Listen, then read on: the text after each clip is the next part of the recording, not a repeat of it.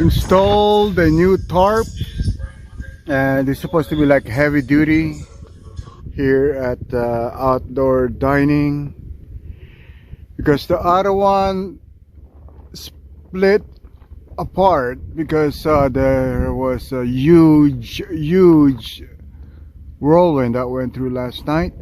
Let me show you guys that's one of the half, and the other half is right over there.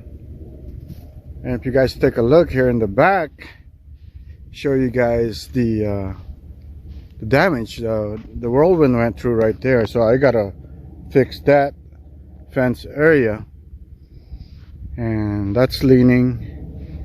I gotta fix that area as well.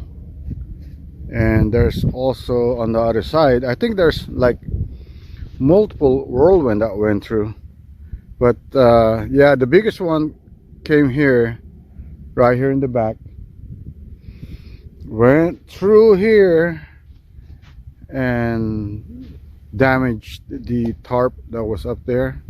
I'm gonna put another post right here, right in the middle, because I do have an extra one. Yep, that's one of the half, and the other half is right over there. Yeah, crazy whirlwind. Okay, so I've added this middle post right here. We'll see if that's gonna hold up. I'm thinking of putting another post right here, and also here on the back side, so it'll keep the tarp a little bit more stood. But let's go over here. I fixed the back fence right there. So let's go get closer. Yeah, for the meantime, so that's been fixed. Of course, I'm gonna put more pallets right there, so I'm not gonna rely on too much of that. So, and the old tarp that was split, I'm probably gonna put it right there under it and staple it. But yeah, I got some tarp that needs to be fixed, especially right there on the side. You see that? It's all broken up.